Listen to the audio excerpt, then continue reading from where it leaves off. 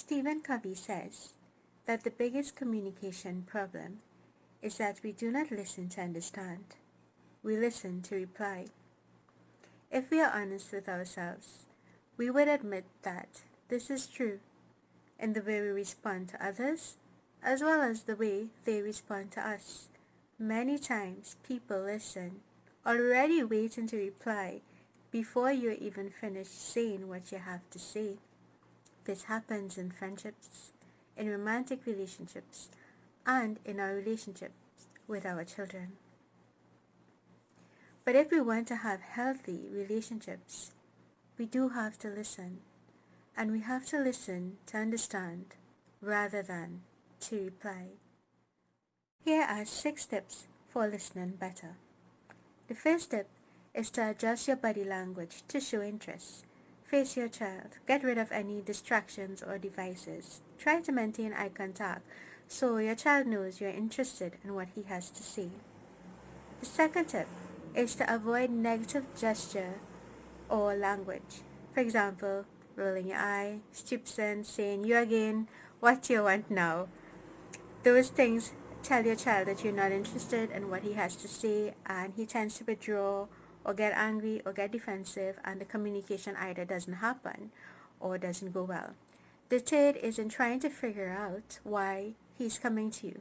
What is his need at the moment? The need is not always advice. Sometimes the need is simply having someone listen to them. Sometimes the need is reassurance. Sometimes the need is just feeling like they're safe in this world, and if you figure out what their need is, you can address it. The fourth is to identify the feelings they're expressing. This is one of the most important tips when it comes to listening in communication, is identifying the feelings. Sometimes, even our relationships, the other person is shouting and saying a lot, and we tend to get defensive or hurt by what they're saying.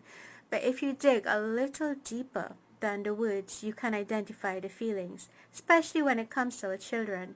They can't always articulate their feelings, and we are there to help them figure out their feelings and express it so it doesn't brew inside them and become something poisonous or toxic.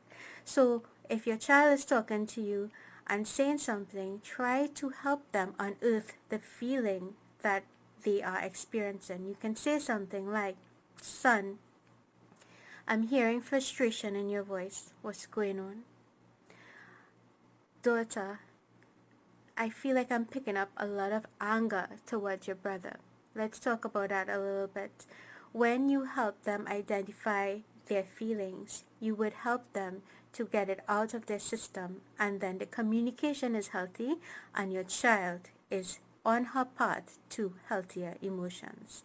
The fifth tip is, and it's not so much a tip as a reminder, is in understand that you don't have to pressure yourself to always have the answers. Sometimes as parents, we feel pressured that we must always know what to do and what to say, but we do have to remember we are human, and it's okay to not always have the answers. You can't say, "Well, babe, I don't really know right now, but let me check that up or talk to someone and I will get back to you," and that is a perfectly good answer. The final thing is to remember, if your child is coming and trying to communicate with you, that means that he trusts you. And that means you're definitely doing a good job as a parent. I hope these tips help you have healthier communication with your loved ones as we practice listening, not just to reply, but to understand. Until we meet again, take care and bye-bye.